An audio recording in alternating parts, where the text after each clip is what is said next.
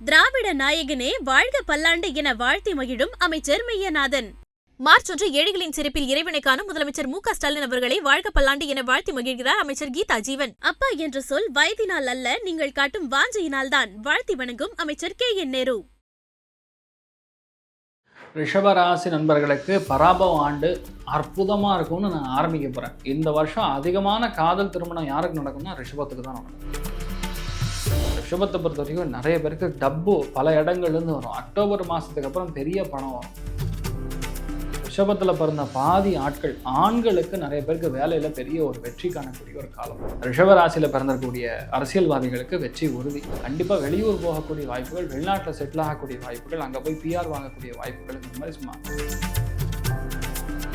கல்பிதகல்போயம் பிரத்யர்த்திக ஜகேசரி வியாச தீர்த்த குருர் பூயா தஸ்மதிஷ்டார்த்த சித்தை. ஐபிசி தமிழ் நேயர்களுக்கு இனிய தமிழ் புத்தாண்டு நல்வாழ்த்துக்கள். பராபவ ஆண்டு எல்லாருக்குமே எல்லார் வீட்லேயுமே சுபிக்ஷத்தை அள்ளி தரணும்னு சொல்லி நான் பிரார்த்தனை பண்ணிக்கிறேன். இந்த ஆண்டு பார்க்கும்போது மிக முக்கியமான வருடாந்திர கிரகங்கள் அப்படின்னு சொல்லக்கூடிய குரு அப்படிங்கக்கூடிய ஒரு முக்கியமான கிரகம், சுப கிரகம் வரக்கூடிய ஜூன் மாதத்தில் மாறப்போகிறார் அப்படிங்கிறது முதல் விஷயம். இன்னொரு ஹைலைட் பாயிண்ட் என்னன்னு பார்த்தீங்கன்னா, இந்த வருஷத்தில் பொறுத்த வரைக்கும் குரு தன்னுடைய சுப நட்சத்திரம்னு சொல்லக்கூடிய புனர்பூச நட்சத்திரத்திலேயே செல்வது பெரிய அதிர்ஷ்டம். சனி தன்னுடைய நட்சத்திரத்திலே செல்வது அதிர்ஷ்டம். ராகு தன்னுடைய நட்சத்திரம் சொல்லக்கூடிய சதுபிஷா நட்சத்திரம் சதய நட்சத்திரத்தில் செல்வது அதிர்ஷ்டம். இந்த மாதிரி நிறைய கிரகங்கள், மிக மிக முக்கியமான கிரகங்கள் எல்லாமே, கேதுவும் சரி, அதுவும் மக நட்சத்திரத்தில் சஞ்சரிக்கிறதுங்கிறது 4 முக்கியமான கிரகங்கள் தன்னுடைய சுய நட்சத்திரத்தில் சஞ்சாரம் செய்வது மிகப்பெரிய அதிர்ஷ்டத்தை கொடுக்கறது. இந்த ஒரு வருடம் பார்த்திங்கன்னா, இந்த பராபவ ஆண்டு பேரே பார்த்திங்கன்னா ஒரு மாதிரி கதி கலங்குற மாதிரி இருக்கும். பராபவம் அப்படின்னா என்ன அர்த்தம்?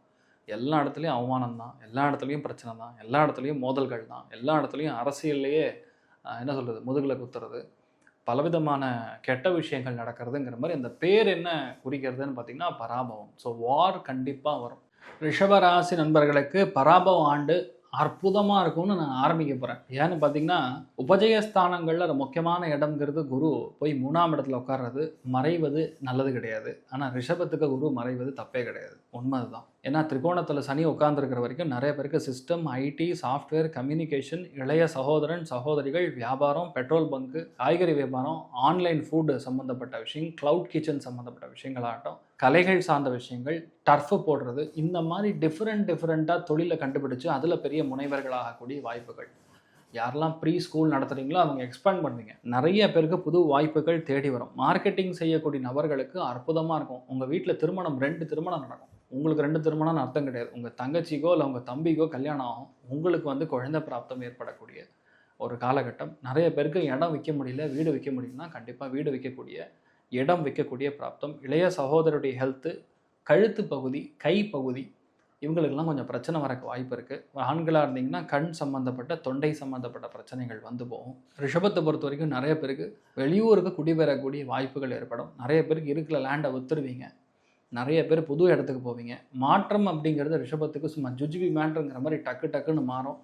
இந்த வருஷம் அதிகமான காதல் திருமணம் யாருக்கு நடக்கும்னா ரிஷபத்துக்கு தான் நடக்கும். அதிகமான காதல் திருமணம் ரிஷபத்துக்கு தான் ஏற்படும். ஏன்னா நீங்கள் எதிர்பார்க்குறீங்களோ இல்லையோ, ஆன்லைன்லேயே ஒரு பொண்ணு ஓகேன்றோம், வாட்ஸ்அப்லேயே ஒரு பையன் ஓகேன்றான், உடனே திருமணம் அப்படின்னு சொல்லி போயிடுவீங்க.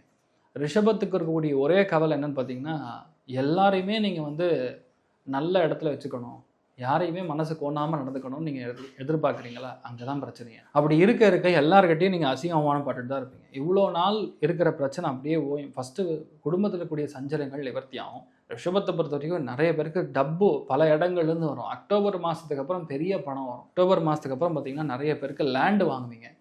சொந்த ஊர் பக்கத்தில் கவர்மெண்ட் சம்மந்தப்பட்ட இடமா இருக்கும். இல்லைன்னா மெயினாக சிவபெருமான் ஸ்தலத்துக்கு பக்கத்தில் அருமையான ஒரு இடம் வாங்கக்கூடிய, இல்லை வீடு வாங்கக்கூடிய பிராப்தம். அம்மாவுடைய ஹெல்த்தும் சரி, இளைய சகோதரன் சகோதரியுடைய ஹெல்த்தும் சரி, மெயினாக மாமனார் வண்டி வாகனங்களில் கவனமாக போகணும். இது எல்லாத்தையும் நீங்கள் கொஞ்சம் பார்த்துக்க வேண்டியதாக இருக்கும். அதுவும் மெயினாக பார்த்தீங்கன்னா, ரிஷபத்தில் பிறந்த பாதி பேருக்கு வேலை சும்மா பிச்சுக்கும், பயங்கரமாக இருக்கும். வேலை உங்களை அடிக்க ஆளே கிடையாதுங்கிற அளவுக்கு இருக்கும். ஏன்னா 10ஆம் இடம் அப்படிங்கிறது தொழில் ஸ்தானம், கர்மாஸ்தானம். அதற்கு ராகு உட்கார்ந்துருக்கிறது வீட்டில் பெரியவங்களுடைய ஹெல்த்தில் கவனமாக இருக்கணும். அட் தி சேம் டைம் வேலை 10 மடங்கு உயர்வை தரும். பாதி பேருக்கு ப்ரமோஷன், பாதி பேருக்கு பெரிய தொழில் நிறுவனங்களில் ஒரு முதன்மையான ஒரு பொறுப்பில் உட்காரக்கூடிய வாய்ப்புகள், சீனியர் லெவல் மேனேஜ்மெண்ட்டு, தொழிலில் நல்ல முன்னேற்றத்தை கொடுக்கறதுங்கிற மாதிரி சும்மா பட்டைய கிளம்பும்.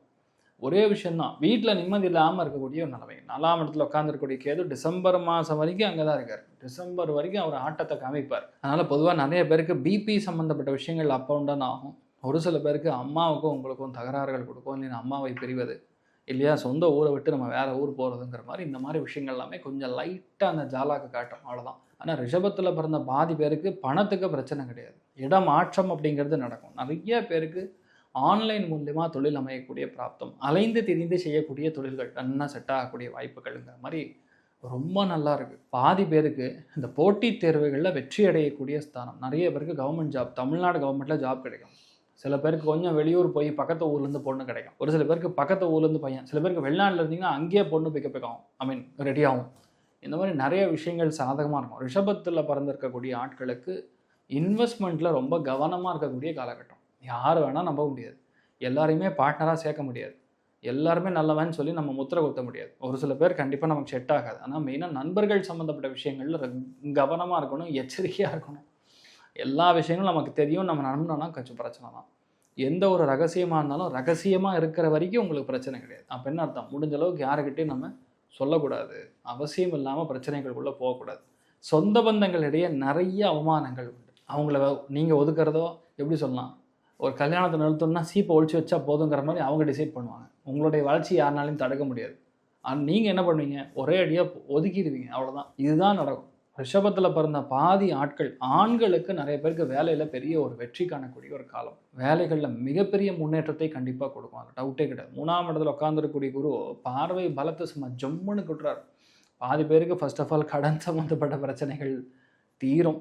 இவ்வளோ நாளாக இருக்கிற பிரச்சனை அப்பாடா முடிஞ்சுரா கடவுளைங்கிற மாதிரி ஓடும். பாக்யஸ்தானத்துக்கே குரு பார்வை இருக்கிறதுனால யோகம். சில விஷயங்கள் தானாக நடக்குமான்னு நிறைய பேர் கேட்பாங்க. ரிஷபத்தில் பிறந்தவங்களுக்கு தானாக நடக்கும். அதில் ஸ்பெஷல் ஐட்டமே கிருத்திகை நட்சத்திரக்காரங்களுக்கு தான். கிருத்திகை நட்சத்திரக்காரங்களுக்கு நிறைய பேருக்கு அரசாங்க உத்தியோகம் கிடைக்கும், கவர்மெண்ட் மூலியமாக நல்ல விஷயங்கள் நடக்கும். கண்டிப்பாக வெளியூர் போகக்கூடிய வாய்ப்புகள், வெளிநாட்டில் செட்டில் ஆகக்கூடிய வாய்ப்புகள், அங்கே போய் பிஆர் வாங்கக்கூடிய வாய்ப்புகள்ங்கிற மாதிரி சும்மா மோஸ்ட் ஆஃப் த ரிஷபத்தில் பிறந்த பாதி பேருக்கு மெயினாக யூரோப்பில் இல்லைன்னா நியூசிலாண்டில், இன்ஃபேக்ட் ஆஸ்திரேலியாவோட கரெக்டாகும். ஸோ அந்த இடத்துல செட்டில் ஆகக்கூடிய வாய்ப்புகள் மிக அதிகமாக இருக்குது. நிறைய பேருக்கு ஒரு இடம் மாறினா தான் ஒரு நிம்மதி இருக்கும்னு சொல்லக்கூடிய நிலைமைகள் ஏற்படும். மெயினாக பெண்களுக்கு கைகள் அல்லது கழுத்து சம்மந்தப்பட்ட பிரச்சனைகளில் பிரச்சனை வரக்கூடிய வாய்ப்புகள் இருக்குது, கவனம் தேவை. மிருகசீரிஷ நட்சத்திரக்காரங்களுக்கு ஒரு இடம் வாங்குவீங்க, கண்டிப்பாக ஒரு இடம் வாங்குறதுங்கிறது உண்மை. நிறைய பேருக்கு அப்பார்ட்மெண்ட் அமையக்கூடிய வாய்ப்புகள், பாதி பேருக்கு திருமணம் ஆகக்கூடிய வாய்ப்புகள், தள்ளி போயிருந்த பல விஷயங்கள் சாதகமாக முடியும். மெயினாக மிருகசீரிஷ நட்சத்திரத்தில் பிறந்தவங்க தான் ஜெயிக்கக்கூடிய வாய்ப்புகள் அதிகம். அரசியலில் மாபெரும் வெற்றி பெறக்கூடிய வாய்ப்புகள் மிருகசீரிஷ நட்சத்திரத்தில் பிறந்தவங்களுக்கு அருமையான வெற்றி கண்டிப்பாக உறுதி. ரிஷபத்தில் பிறந்த அரசியல்வாதிகளுக்கு செம்மையாக இருக்குது. இந்த டைம்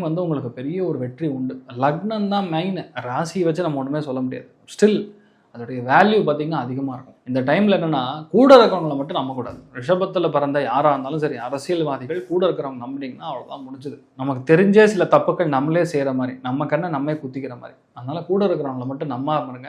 அதாவது மெயினாக நண்பர்கள், இவங்களை கொஞ்சம் தூரமாக வச்சுக்கிட்டிங்கன்னா கெட்ட பேர் உங்களுக்கு வராமல் இருக்கும். நிறைய நல்ல விஷயங்கள் கண்டிப்பாக நடக்கக்கூடிய வாய்ப்புகள் இருக்குது. பெண்களுக்கு சாதகமான விஷயங்கள் நிறைய செய்ய ரிஷபராசியில் பிறந்திருக்கக்கூடிய அரசியல்வாதிகளுக்கு வெற்றி உறுதி. ரிஷபத்தில் பிறந்திருக்கக்கூடிய கலைஞர்களுக்கு கண்டிப்பாக இடமாற்றம் உண்டு. நிறைய பேருக்கு அவார்ட்லாம் வாங்கக்கூடிய பிராப்தம் இருக்குது.